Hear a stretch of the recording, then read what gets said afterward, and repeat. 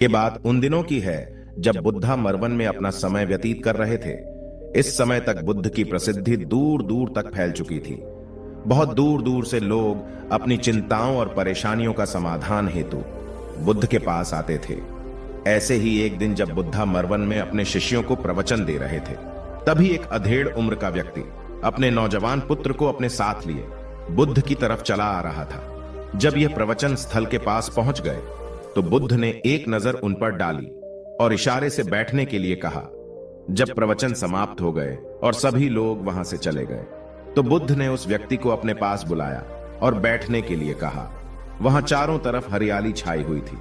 मौसम बहुत सुहाना था और तरह तरह के पक्षियों की आवाजें गूंज रही थीं। ऐसा नजारा देखकर उस व्यक्ति को अंदर से असीम शांति महसूस हो रही थी।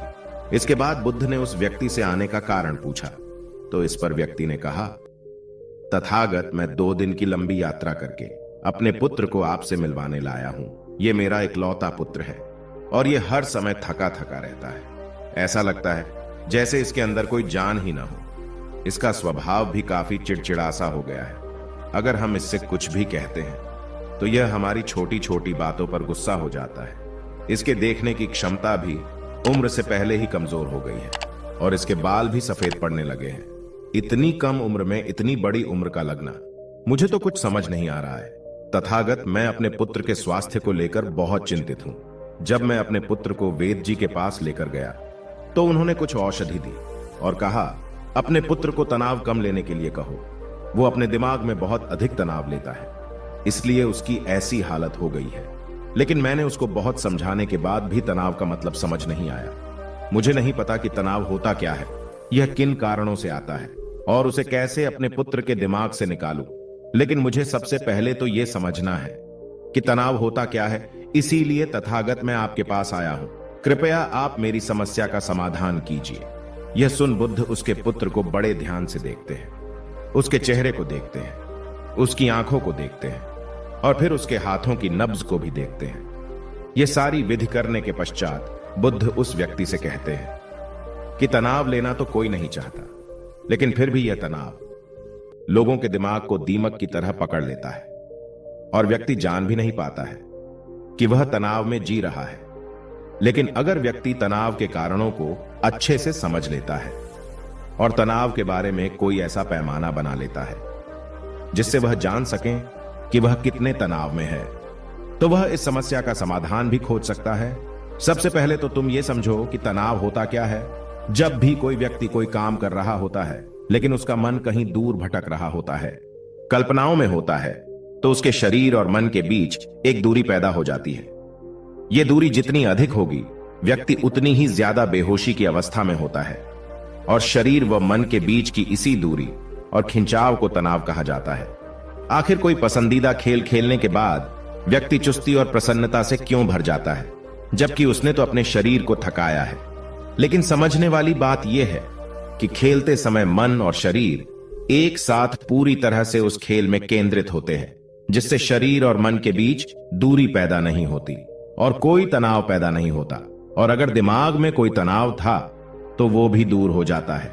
लेकिन इसके विपरीत, जब हम कोई ऐसा काम करते हैं जो हमें पसंद नहीं है, तो हमारा शरीर तो उस काम को कर रहा होता है, लेकिन हमारा मन कहीं दूर कल्पनाओं में भटक रहा होता है, जिससे शरीर और मन के बीच एक दूरी पैदा हो गई और तनाव ने जन्म ले लिया। इसीलिए व्यक्ति को एक समय पर सिर्फ एक ही काम करना चाहिए और अपने तन और मन की सारी शक्ति उसी एक काम पर लगा देनी चाहिए, जिससे व्यक्ति के अंदर तनाव पैदा ही ना हो। इसके बाद बुद्ध ने कहा, तनाव पैदा होने के मुख्य 8 कारण होते हैं और जिसने इन कारणों को समझ लिया वो जीवन भर तनाव मुक्त रह सकता है। मुख्य कारणों में सबसे पहला कारण है अति महत्वाकांक्षी होना। महत्वाकांक्षी होना अच्छी बात है, लेकिन क्या कभी आपने इस बात पर ध्यान दिया है कि इंसान के लक्ष्य कभी पूरे ही नहीं होते हैं। उसका एक लक्ष्य पूरा हुआ नहीं कि वह दूसरे की तरफ भागने लगता है, दूसरा पूरा हुआ तो तीसरे की तरफ, और इस तरीके से वो अपने लक्ष्यों को पाने के लिए जिंदगी भर गोल गोल घूमता रहता है। इसीलिए जो व्यक्ति अति महत्वाकांक्षी होता है, जिसने बड़े बड़े लक्ष्य बनाए होते हैं, वह वर्तमान में कभी रह नहीं पाता है। उसका मन सदैव भविष्य की योजनाएं बनाने में ही व्यस्त रहता है। उसका शरीर तो वर्तमान में रहता है, लेकिन मन भविष्य में ही रहता है। जिससे मन और शरीर के बीच दूरी पैदा हो जाती है और वह तनाव भरी जिंदगी जीने लगता है। बुद्ध के मुंह से यह बात सुन उस लड़के ने कहा, है बुद्ध, तो फिर इसका मतलब है कि हमें लक्ष्य नहीं बनाना चाहिए, क्योंकि लक्ष्य बनाना भी तो महत्वाकांक्षा ही है। इस पर बुद्ध ने कहा, जीवन में लक्ष्य बनाना कोई गलत बात नहीं है, लेकिन समस्या तब उत्पन्न होती है जब वो अपना पूरा ध्यान उस लक्ष्य से मिलने वाले परिणाम पर ही लगा देते हैं और उसके परिणाम की चिंता करते रहते हैं। व्यक्ति को वर्तमान में जीना आना चाहिए। आप लक्ष्य बनाइए और उस लक्ष्य की प्राप्ति के लिए कड़ी मेहनत करिए, लेकिन साथ ही साथ आपको इस बात का भी ज्ञान होना चाहिए कि आप अभी वर्तमान में जी रहे हैं और वर्तमान ही सत्य है। बुद्ध ने आगे कहा, तनाव का दूसरा सबसे बड़ा कारण है ईर्ष्या करना है। जब व्यक्ति ईर्ष्या और जलन से भर जाता है तो उसका मन अंदर से सड़ने लगता है। ईर्ष्या एक आंतरिक घाव है। आंतरिक घाव यानी मन का घाव। व्यक्ति के शरीर का घाव तो भर सकता है, लेकिन मन का घाव कभी नहीं भर सकता। इसीलिए व्यक्ति को दूसरे की खुशी और तरक्की से कभी ईर्ष्या नहीं करनी चाहिए, क्योंकि ईर्ष्या तनाव का कारण है। इसके बाद बुद्ध ने तनाव का तीसरा कारण बताते हुए कहा कि आरुषिपूर्ण काम न करना, इससे भी मन में तनाव पैदा होता है। जो काम करना हमें पसंद ही नहीं है, जिस काम में हमारी रुचि ही नहीं है, उस काम में हमारा मन लग ही नहीं पाएगा। हमारा शरीर तो वहीं बैठा रहेगा, लेकिन हमारा मन कल्पनाओं की उड़ान भरेगा, जिससे शरीर और मन के बीच दूरी पैदा हो जाती है और व्यक्ति तनावग्रस्त हो जाता है। इसीलिए इंसान को हमेशा अपनी रुचि के अनुसार ही कार्य करना चाहिए। अगर व्यक्ति ने यह पता कर लिया कि उसे कौन सा काम करना पसंद है और वो उसी काम को अपने जीवन का लक्ष्य बना लेता है, तो फिर वो काम उसके लिए काम नहीं बल्कि एक खेल बन जाता है। फिर बुद्ध ने कहा, तनाव का चौथा कारण होता है किसी दूसरे से अच्छा रखना। बुद्ध ने उस व्यक्ति की ओर इशारा करते हुए कहा, एक पिता होने के नाते तुम्हारी अपने पुत्र से बहुत सी अपेक्षाएं होगी कि तुम्हारा पुत्र एक बहुत ही कामयाब इंसान बने, तुम्हारा नाम रोशन करे, जैसा तुम चाहते हो उस तरह का जीवन जिए, तुम्हारी हर बात माने। लेकिन क्या आज तक कभी किसी की सारी अपेक्षाएं पूरी हुई है? जब भी कोई व्यक्ति किसी दूसरे से कोई अपेक्षा रखने लगता है तो वो अनजाने में अपने लिए तनाव पैदा करने लगता है। जरा सोचो कि अगर तुम्हारा बेटा तुम्हारे अनुसार काम नहीं कर रहा है और वो नहीं बन पा रहा है जो तुम उसे बनाना चाहते हो, तो निश्चित रूप से तुम्हारे दिमाग को तनाव तुम्हें पकड़ लेगा।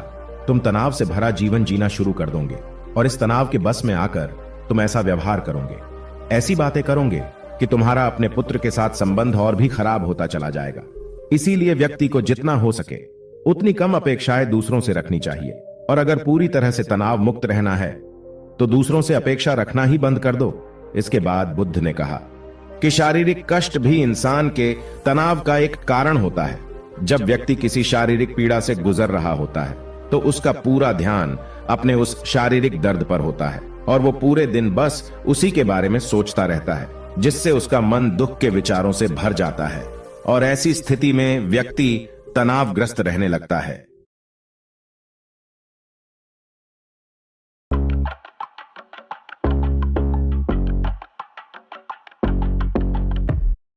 यह सुन उस व्यक्ति ने कहा कि हे बुद्ध, शारीरिक दुख तो किसी भी व्यक्ति को हो सकता है, तो फिर क्या हुआ? व्यक्ति जीवन भर तनाव में ही जिएगा। इसका जवाब देते हुए बुद्ध ने कहा कि इंसान को यह बात समझनी चाहिए कि हमारा जीवन दुखों का आधार है। जैसे जैसे हमारा जीवन आगे बढ़ता है, इसमें दुख आते हैं, बीमारियां आती है और फिर अंत में मृत्यु भी आती है। तो बीमारियां इंसान के जीवन का अभिन्न अंग है, कोई इनसे बच नहीं सकता। बस किसी किसी के जीवन में यह समय से पहले आ जाती है तो किसी के बाद में आती है। जब इंसान का मन इस बात को अच्छे से समझ लेगा तो फिर वह अपनी बीमारी के बारे में सोच सोच कर ज्यादा तनाव नहीं लेगा, क्योंकि यह हमारे जीवन का अभिन्न हिस्सा है और इसके लिए व्यक्ति को शारीरिक रूप से भी अभ्यास करते रहना चाहिए। अपने जीवन में व्यायाम और स्वस्थ जीवन शैली को भी जगह देनी चाहिए ताकि उसका शरीर लंबे समय तक निरोगी रहकर सही से काम कर सकें। तनाव का अगला कारण होता है अपनी योजनाओं को समझने के लिए समय न देना। कुछ लोगों के दिमाग में कोई विचार आया ही नहीं कि वो बिना सोचे समझे उस पर काम करना शुरू कर देते हैं, और जब उस काम में उन्हें असफलता मिलती है तो वह तनाव से भर जाते हैं, क्योंकि उन्होंने उस काम को शुरू करने से पहले उसके बारे में पूरी जानकारी इकट्ठा नहीं की थी। इंसान को कोई भी काम शुरू करने से पहले उसके अच्छे और बुरे परिणामों के बारे में ठीक से सोच विचार कर लेना चाहिए। इंसान को इस बारे में भी सोच लेना चाहिए कि अगर ये योजना सफल नहीं हुई तो फिर इसके बाद मैं क्या करूंगा। इसलिए व्यक्ति को अपनी योजनाओं को ठीक से समझने के लिए पूरा समय देना चाहिए, ताकि बाद में उस योजना की वजह से तनाव पैदा ना हो।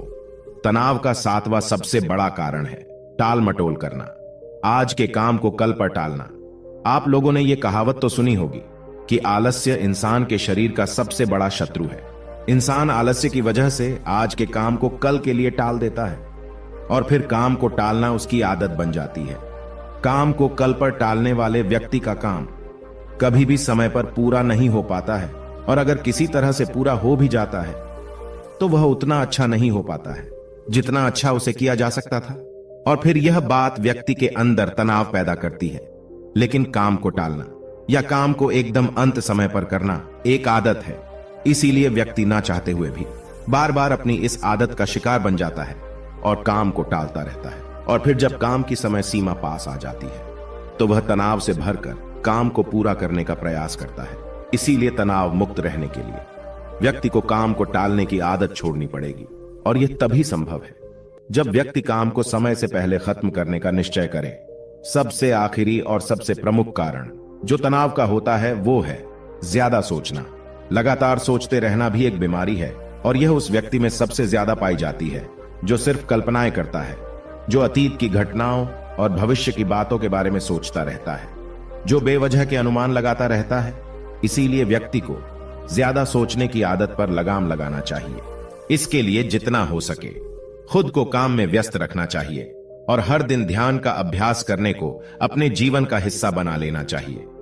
बुद्ध के मुंह से यह सारी बातें सुनकर उस व्यक्ति ने हाथ जोड़कर कहा, बुद्ध, मेरा पुत्र तो अभी मात्र 20 वर्ष का ही है, और इसमें अभी इतनी समझ भी नहीं है कि यह आपकी बताई सारी बातों का एक साथ पालन कर सकें। आप कृपया करके तनाव मुक्त रहने का कोई आसान सा तरीका बता दें, जिससे मेरा बेटा उसका अनुसरण भी कर सके और तनाव मुक्त भी रह सके। उस व्यक्ति की यह प्रार्थना सुन बुद्ध ने कुछ सोचते हुए जवाब दिया, अगर तुम इतनी सारी बातों का पालन नहीं कर सकते हैं तो इसके लिए एक बहुत ही आसान विधि है। तुम एक बार मैं एक काम को करने पर ध्यान लगाओ। जो भी काम कर रहे हो उस समय पर सिर्फ उसी काम को करो, सिर्फ उस पर ही अपना पूरा ध्यान लगाओ। और अगर तुम्हारा मन इधर उधर भटक जाता है तो जैसे ही तुम्हें याद आए उसे वापस फिर उसी काम में लगा दो। यह सबसे आसान और अच्छा तरीका है तनाव मुक्त रहने का। जब तुम भोजन करो तो उस समय सिर्फ भोजन ही करो, उसके पूरे स्वाद का आनंद लो, उसका अनुभव करो। जब चलो तब अपना पूरा ध्यान सिर्फ चलने में ही लगा दो। इससे तुम्हारा मन और तुम्हारा शरीर दोनों एक जगह पर केंद्रित रहेंगे, दोनों के बीच दूरी पैदा नहीं होगी, जो कि तनाव का मुख्य कारण होती है। इसीलिए जहां तक संभव हो सके एक समय पर सिर्फ एक ही काम करने का प्रयास करें, वो भी पूरे ध्यान के साथ। दोस्तों, आशा करता हूं कि आपको इस कहानी से काफी कुछ सीखने को मिला होगा। धन्यवाद।